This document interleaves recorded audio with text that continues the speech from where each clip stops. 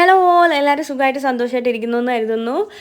കഴിഞ്ഞ കുറച്ച് നാളുകളായിട്ട് ഞാൻ അത്ര ആക്റ്റീവ് അല്ല. ഞാൻ ഇടയ്ക്കിടയ്ക്ക് ആക്റ്റീവ് ആവും, പിന്നെ ഇനാക്റ്റീവ് ആവും, ആ ഒരു രീതിയിലല്ല. എന്ത് ചെയ്യാനാ, ഇടയ്ക്ക് ഇങ്ങനെ പല തിരക്കുകൾ വരുമ്പോഴത്തേക്ക് ഇങ്ങനെ വീഡിയോസ് ഈ ഒരു വീഡിയോ ഫോർ എക്സാമ്പിൾ പറയുകയാണെങ്കിൽ, ആറ്റുകാൽ പൊങ്കാലയുടെ തലേന്ന് നമ്മൾ ആറ്റുകാൽ അമ്പലത്തിൽ പോയിട്ടുണ്ടായിരുന്നു. അന്ന് എടുത്ത വീഡിയോ ആണ്. അതായത് 2024 സ്റ്റാർട്ടിങ്ങിൽ എടുത്ത വീഡിയോ ആണ്. ഞാനിപ്പം 2024 മിഡ് ആയപ്പോഴാണ് ഇത് എഡിറ്റ് ചെയ്യുന്നത് പോലും.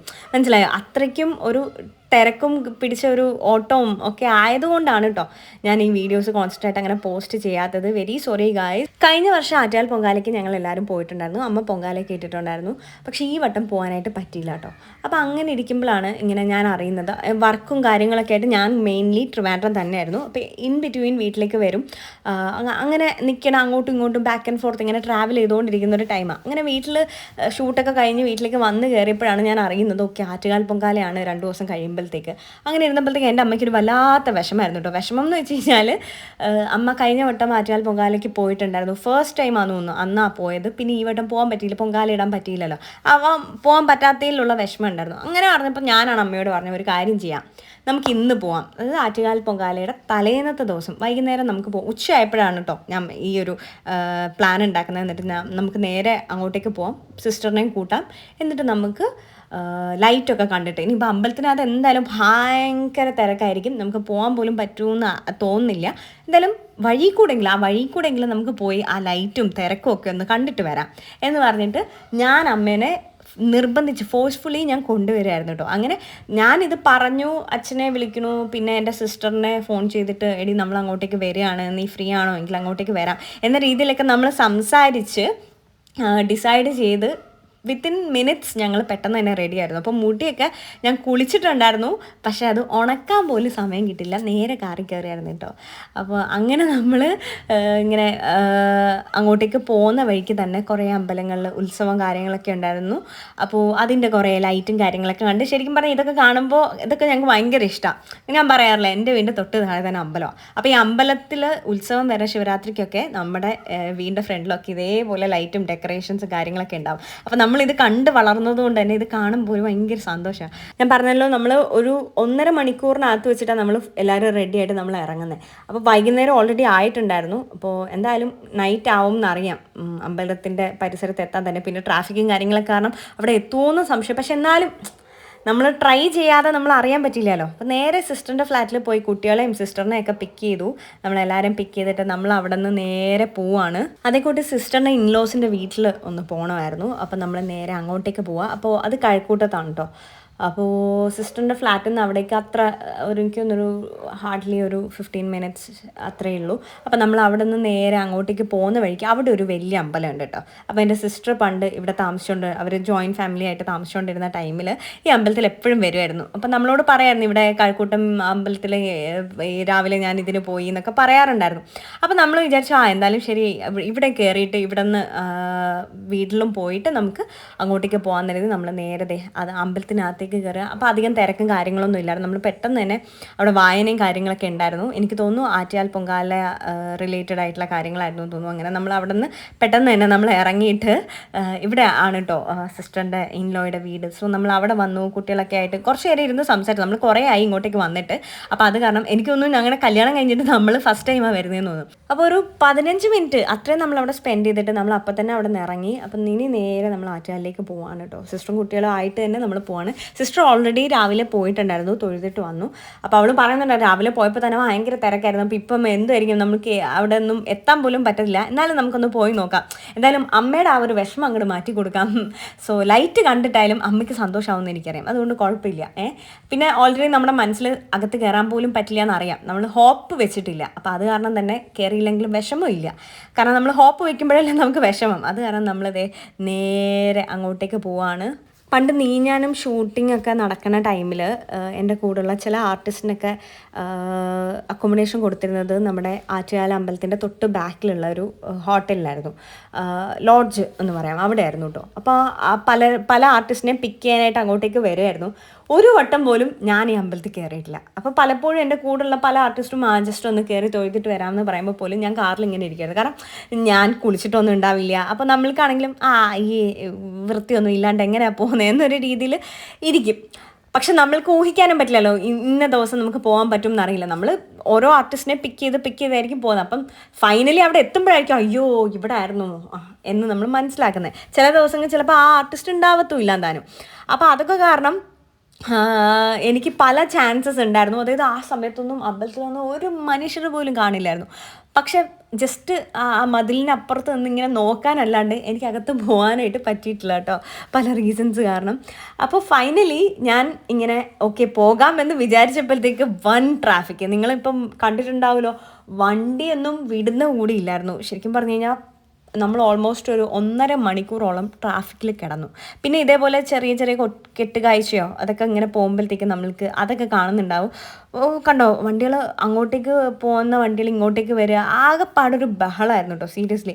അപ്പോൾ നമ്മൾ ഇതൊക്കെ കണ്ടിട്ട് ഇങ്ങനെ അതായത് നമുക്ക് ഓൾറെഡി മനസ്സിലുണ്ട് കയറാൻ പറ്റില്ല, എത്ര തിരക്കായിരിക്കും എന്ന് അറിയാം. എന്നാൽ പോലും എന്നാലും അമ്മയുടെ സങ്കടം അങ്ങോട്ട് മാറ്റി കൊടുക്കാൻ പറ്റിയില്ലല്ലോ. എന്നാലും കുഴപ്പമില്ല, അറ്റ്ലീസ്റ്റ് ആ സ്ഥലത്തെങ്കിലും എത്തിപ്പെടാൻ പറ്റിയല്ലോ. ശരി, ആ ഒരു ഇത്ര റേഡിയസിനകത്ത് നമ്മൾ എത്തിയല്ലോ എന്നൊരു രീതിയിൽ ഞാനിങ്ങനെ ഓക്കെ എന്ന് കരുതി ഇങ്ങനെ ഈ ട്രാഫിക്കൊക്കെ ഒന്ന് മാറുമായിരിക്കും, വണ്ടിക്ക് കുറച്ചുകൂടെ മുന്നിലേക്ക് പോകായിരിക്കും എന്ന് പറഞ്ഞ് നമ്മളിങ്ങനെ പോയിക്കൊണ്ടിരിക്കുകയാണ്.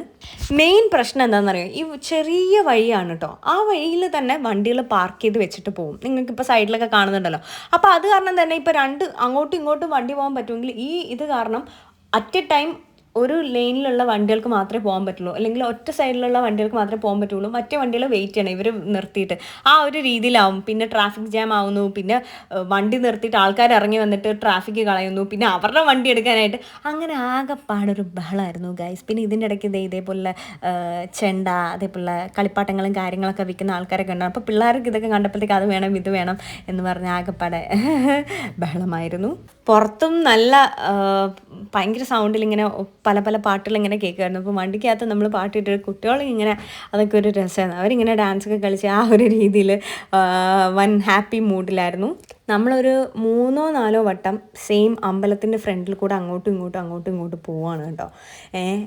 കാരണം വണ്ടി പാർക്ക് ചെയ്യാൻ സ്ഥലമില്ലാതെ നമ്മൾ അപ്പോൾ കറങ്ങി തിരിഞ്ഞ് എവിടെയെങ്കിലും പാർക്ക് ചെയ്യാൻ ഒരു ചെറിയ സ്പേസ് കിട്ടിയില്ലെങ്കിൽ നമുക്ക് അവിടെ ഇടാം എന്ന രീതിയിൽ, എന്നിട്ട് നമുക്കൊന്ന് നടന്ന് പോവാം, അറ്റ്ലീസ്റ്റ് അമ്പലത്തിനകത്ത് കയറാൻ പറ്റില്ലെങ്കിൽ ആ കോമ്പൗണ്ടിനകത്തെങ്കിലും നിൽക്കാം എന്നൊരു രീതിയിൽ നമ്മളിങ്ങനെ പ്രയത്നിച്ച് ഒന്നും നടക്കുന്നില്ല എന്ന് നമുക്ക് മനസ്സിലായി. കാരണം നമ്മൾ വീണ്ടും കറങ്ങി തിരിയുന്നു, അതിന് ചുറ്റും നമ്മളിങ്ങനെ കറങ്ങിക്കൊണ്ടേ ഇരിക്കുകയായിരുന്നു കേട്ടോ, അമ്പലത്തിന് ചുറ്റും. അപ്പം തന്നെ വഴിയിലൊക്കെ ഇല്ലേ കുറേ ആൾക്കാർ നാളെ പൊങ്കാല ഇടാനായിട്ട് ഈ ചൂട്ടും കൊതുമ്പും കമ്പും മറ്റേ ചുള്ളിക്കമ്പും അതേപോലെ ചട്ടി കാര്യങ്ങളൊക്കെ വെച്ച് അവരുടെ സ്ഥലമൊക്കെ പിടിച്ചിട്ടുണ്ടായിരുന്നു. കുറേ ആൾക്കാർ ഇപ്പോഴേ അവിടെ ഇരിപ്പ് ഉറപ്പിച്ചിട്ടുണ്ടായിരുന്നു കേട്ടോ. അങ്ങനെ അതൊക്കെ കണ്ടിട്ട് നമ്മളിങ്ങനെ കൊള്ളാമല്ലോ എന്നൊക്കെ പറഞ്ഞാൽ അങ്ങനത്തെ കാഴ്ചകളൊക്കെ കണ്ടിട്ട് നമ്മളിങ്ങനെ പോയിരുന്നു. പിന്നെ വീണ്ടും ഒരു സ്പോട്ടിലെത്തിയപ്പോഴത്തേക്ക് ഭയങ്കര ട്രാഫിക് ജാമായി, നമ്മളിങ്ങനെ സ്റ്റക്കായി കിടക്കുകയാണ്. പിന്നെ അതിൻ്റെ കൂട്ടത്തിൽ ഇതേപോലെ ചെറിയ എൻ്റർടൈൻമെൻ്റ് ഒക്കെ ഉണ്ടായിരുന്നു, കുട്ടികൾ പാടുന്നതും അതൊക്കെ ഉണ്ടായിരുന്നു. അപ്പം നമ്മളിങ്ങനെ അതൊക്കെ കണ്ടിങ്ങനെ എൻജോയ് ചെയ്തിങ്ങനെ വീണ്ടും അമ്പലത്തിന് ചുറ്റും ഇങ്ങനെ, അമ്പലമൊക്കെ കഴിഞ്ഞു പോയി എന്നാലും നമ്മൾ അമ്പലത്തിന് ചുറ്റും ഇങ്ങനെ കറങ്ങി ഒരു പോലീസിനെ കണ്ട് ചോദിച്ചപ്പോഴത്തേക്ക് ആൾ പറഞ്ഞു വണ്ടി പാർക്ക് ചെയ്യാൻ സ്ഥലമൊന്നുമില്ല, എവിടെയെങ്കിലും കൊണ്ടിട്ടിട്ട് നടന്നു വരാനേ പറ്റുള്ളൂ എന്ന് മനസ്സിലായി. അപ്പോൾ പിന്നെ അമ്മ പറഞ്ഞു ഒരു കാര്യം ചെയ്യും, നിങ്ങളെങ്കിലും പോകാൻ പറഞ്ഞു. അപ്പോൾ ഞാൻ പറഞ്ഞു വേണ്ട, ഇപ്പോൾ കുഴപ്പമില്ല, നമുക്ക് വീട്ടിൽ പോകാം. അപ്പോൾ ഇല്ല എന്തായാലും ഇവിടം വരെ എന്നല്ലേ, എങ്കിൽ എൻ്റെ സിസ്റ്ററിനോട് പറഞ്ഞ് എന്നെ കൊണ്ടുപോകാൻ പറഞ്ഞു അമ്പലത്തിനകത്ത്. അപ്പോൾ ശരിയെന്ന് പറഞ്ഞിട്ട് ഒരു വണ്ടി സ്റ്റക്കായിട്ട് ട്രാഫിക് ജാമിൽ പെട്ടിട്ട് ഇങ്ങനെ നിന്ന ടൈമിൽ നമ്മൾ അവിടെ നിന്ന് ഇറങ്ങി നടക്കുകയാണ്. കുറേ ദൂരം നടക്കണമായിരുന്നു കേട്ടോ. അപ്പോൾ അമ്പലത്തിനകത്ത് നമ്മൾ അപ്പ് ക്ലോസ് നമ്മൾ അവിടുത്തെ ഈ കെട്ടുകാഴ്ചയും അതേ കണക്ക് ശിങ്കാരിമേലും അതൊക്കെ കണ്ടിങ്ങനെ നിൽക്കുക. അകത്തേക്ക് ഭയങ്കര ക്രൗഡാണ്. അപ്പം ഇതിൻ്റെ ഈ ക്രൗഡ് പോകുന്നതിനനുസരിച്ചേ നമുക്കും അകത്ത് കയറാൻ പറ്റുള്ളൂ. അങ്ങനെ നമ്മൾ ദേവിക്ക് നേർച്ചയായിട്ട് കൊടുക്കാനായിട്ട് എണ്ണയും അതേപോലെ തുണിയും പട്ടും എനിക്ക് മേടിച്ച് തന്നു സിസ്റ്റർ. എന്നിട്ട് ഇത് കയ്യിൽ വെക്കാൻ പറഞ്ഞു. എന്നിട്ട് അവൾ ഓൾറെഡി രാവിലെ പോയതാണല്ലോ, എന്നിട്ട് അവൾ എന്നെ എങ്ങനെയെങ്കിലും ഇടിച്ചകത്ത് കയറ്റാനായിട്ട് നോക്കി.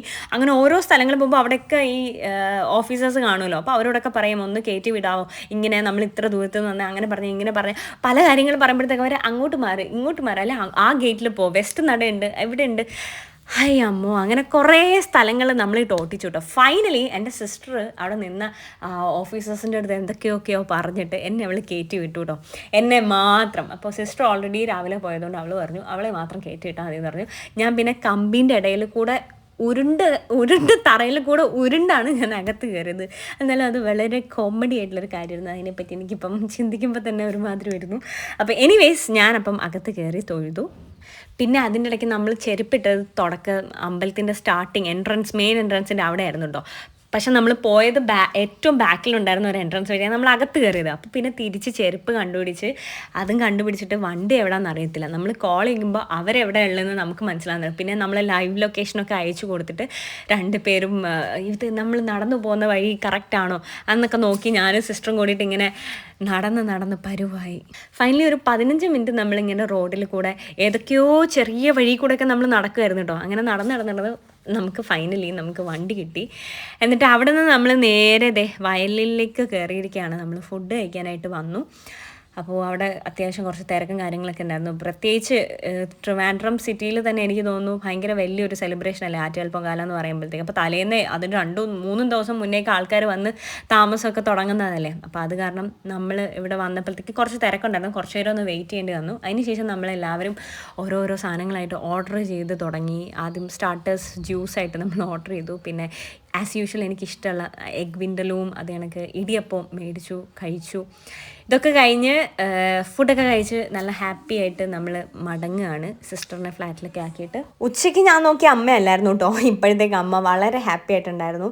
അമ്മയ്ക്ക് ഈവൻ അമ്പലത്തിനകത്ത് കയറാൻ പറ്റിയില്ല. അത്രയും തിരക്കിലൊന്നും അമ്മയെ കൊണ്ടുപോകാൻ പറ്റില്ല. പക്ഷെ എന്നാൽ പോലും അമ്മ ഹാപ്പി ആയിരുന്നു. അറ്റ്ലീസ്റ്റ് അവിടം വരെ എത്തിയല്ലോ. പിന്നെ എന്നെ ആണെങ്കിലും കയറ്റി തൊഴിപ്പിച്ചല്ലോ. അപ്പോൾ അതൊക്കെ കാരണം അമ്മ ഹാപ്പി ആയിരുന്നു. അപ്പോൾ തിരിച്ചു വരുന്ന വഴി ഓരോ അമ്പലത്തിലും എന്താണ് ആറ്റുകാൽ പൊങ്കാല പ്രമാണിച്ചുള്ള ഇതാണോ എന്ന് എനിക്കറിയത്തില്ല. എന്തായാലും ഉത്സവവും കാര്യങ്ങളൊക്കെ ആയതുകൊണ്ട് തന്നെ ഫുൾ ആൾക്കാർ റോഡിലായിരുന്നു കേട്ടോ. അങ്ങനെ നമ്മൾ ഈ കാഴ്ചകളൊക്കെ കണ്ടിട്ടാണ് നമ്മൾ പോകുന്നത്. അത് കാരണം തന്നെ അമ്മ വളരെ ഹാപ്പി ആയിരുന്നു. ഇതൊക്കെ കണ്ട് നമ്മൾ എൻജോയ് ചെയ്ത് അങ്ങനെ പെയ്യെ പോവായിരുന്നു കേട്ടോ.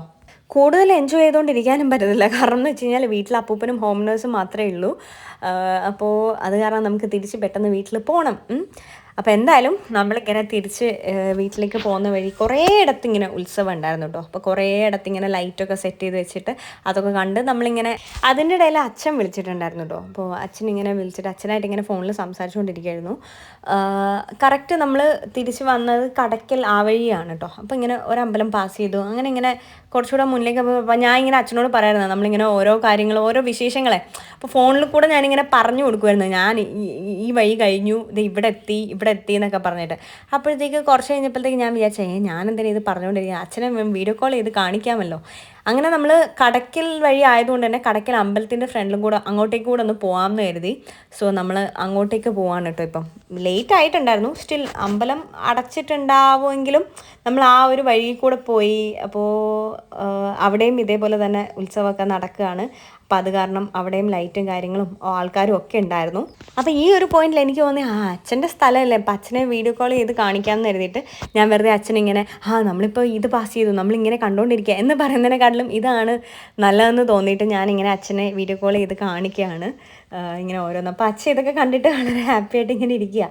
അപ്പോൾ കുറേ നാളായെന്ന് തോന്നുന്നു അച്ഛൻ, എനിക്കൊന്ന് 2 വർഷത്തിൽ കൂടുതലായി കടയ്ക്കൽ തിരുവാതിര കണ്ടിട്ട്. ബിക്കോസ് അച്ഛൻ്റെ സ്ഥലമാണ് കേട്ടോ, ചുണ്ടയാണ് അച്ഛൻ്റെ സ്ഥലം. അപ്പം നമ്മളതൊക്കെ ഇങ്ങനെ കണ്ട് ഇങ്ങനെ സ്ലോയിൽ ഇങ്ങനെ പോകുമായിരുന്നു. അച്ഛനിങ്ങനെ ഓരോന്ന് വായിക്കാനായിട്ടുള്ള ഒരു ടൈമൊക്കെ കൊടുത്ത് അമ്പലമൊക്കെ ഇങ്ങനെ കണ്ട്. അപ്പോൾ അതിൻ്റെ ഫ്രണ്ടിലൊക്കെ ആൾക്കാർ എനിക്കൊന്ന് കടയൊക്കെ സെറ്റ് ചെയ്യുന്നു, അതോ അഴിച്ചുകൊണ്ട് പോവുകയാണോ എന്തുവാന്നൊന്നും എനിക്ക് ഓർമ്മ കിട്ടുന്നില്ല കേട്ടോ. ഇപ്പോൾ ഇത് കാണുമ്പോഴത്തേക്ക് കടയ്ക്കൽ തിരുവാതിര കഴിഞ്ഞിട്ടുണ്ടായിരുന്നോ അതോ പിന്നീടായിരുന്നോ ഒന്നും എനിക്ക് ഓർമ്മ കിട്ടുന്നില്ല. ഈ വട്ടം അതേപോലെ തന്നെ കടയ്ക്കൽ തിരുവാതിരയ്ക്ക് നമുക്ക് പോകാനായിട്ട് പറ്റിയിട്ടില്ലായിരുന്നു. കാരണം ആ ടൈമിലൊക്കെ എനിക്ക് ഷൂട്ടുണ്ടായിരുന്നു. മാളികപ്പുറത്തിൻ്റെ ഷൂട്ടും കാര്യങ്ങളൊക്കെ ആയിട്ട് ഞാനും കുറച്ച് തിരക്കായിരുന്നു. അപ്പോൾ ഇതിന് മുന്നത്തെ വർഷം വെളുപ്പിനെ ഞാനും വിഷ്ണു അമ്മയും കൂടിയിട്ടൊക്കെ വന്നിട്ടുണ്ടായിരുന്നു. അതിൻ്റെ വീഡിയോസൊക്കെയാണ് എൻ്റെ യൂട്യൂബ് ചാനൽ സ്റ്റാർട്ട് ചെയ്യുന്ന ആ ഒരു ടൈമിലൊക്കെ ഞാൻ അപ്ലോഡ് ചെയ്തിട്ടുണ്ടായിരുന്നു. അങ്ങനെ അപ്പോൾ അവിടുത്തെ കാഴ്ചകളും കാര്യങ്ങളൊക്കെ അച്ഛനിങ്ങനെ ചെറിയ ചെറിയ കടകളും കാര്യങ്ങളൊക്കെ അച്ഛനിങ്ങനെ കാണിച്ചു കൊടുത്തിട്ട് അപ്പോൾ അമ്മയ്ക്ക് ശരിക്കും പറഞ്ഞു കഴിഞ്ഞാൽ ഭയങ്കര സന്തോഷമായി. കാരണം കാണാനെങ്കിലും പറ്റിയല്ലോ. വീട്ടിൽ അമ്മ ആകെ ഇങ്ങനെ എനിക്ക് എന്നാലും പോകാൻ പറ്റിയില്ലല്ലോ എന്ന് പറഞ്ഞ് വിഷമിച്ചിങ്ങനെ ഇരിക്കുകയായിരുന്നു. രാത്രി 12:30 ആ ഒരു ടൈമിലാണ് കേട്ടോ നമ്മൾ ശരിക്കും പറഞ്ഞാൽ ഈ കടയ്ക്കൽ പാസ് ചെയ്ത് നമ്മൾ പോകുന്നത്. അപ്പം നമ്മൾ എന്തുമാത്രം ലേറ്റായി എന്നൊന്ന് ആലോചിച്ച് നോക്ക്. കറക്റ്റ് ഒരു 7:30-8 മണി ആ ഒരു ടൈമിൽ നമ്മൾ ട്രിവാൻഡ്രം എത്തിയിട്ടുണ്ടായിരുന്നു. എന്നിട്ട് ഞാൻ പറഞ്ഞല്ലോ സിസ്റ്ററിൻ്റെ ഇൻലോയുടെ വീട്ടിൽ പോയിട്ടുണ്ടായിരുന്നു. അവിടെ ഒരു 10-15 മിനിറ്റ് സ്പെൻഡ് ചെയ്തു. പിന്നെ നമ്മൾ നേരെ ആറ്റുകാൽ ആ സമയം തൊട്ട് നമ്മൾ ട്രാഫിക്കിൽ കിടക്കുകയായിരുന്നു കേട്ടോ. അപ്പോൾ എനിക്ക് ഉണ്ടായിട്ടുള്ള ഒരേ ഒരു ആറ്റുകാൽ പൊങ്കാല മെമ്മറി എന്ന് പറഞ്ഞു കഴിഞ്ഞാൽ ഞാൻ ഷൂട്ടിംഗ് ഒക്കെ, അതായത് ഞാനൊക്കെ ചെയ്തുകൊണ്ടിരുന്ന ടൈമിൽ ആറ്റുകാൽ പൊങ്കാല നടക്കുന്ന ടൈമിലും എനിക്ക് ഷൂട്ടിംഗ് കാണും. അപ്പം വെളുപ്പിനേ പോകണം, നേരത്തെ പോയിട്ട് സിറ്റിയുടെയൊക്കെ പുറത്തായിരിക്കും നമുക്ക് ചിലപ്പോൾ ഷൂട്ട്, പോത്തങ്കോടൊക്കെ ആയിരിക്കും. അപ്പോൾ അവിടെ ഒന്നും അങ്ങനെ ഇല്ലല്ലോ. അപ്പോൾ അത് കാരണം അതാണ് ഒരു മെമ്മറി. പിന്നെ ഉള്ളതെന്ന് വെച്ച് കഴിഞ്ഞാൽ ഒരു വട്ടം നമ്മളെല്ലാവരും കൂടി പോയിട്ട് ഞാൻ അമ്മയായിട്ട് അടിയായി, ഞാൻ എന്നിട്ട് തിരിച്ചു വന്നു. അങ്ങനെ ഒരു ഇൻസിഡൻറ്റും കൂടി ഉണ്ട്.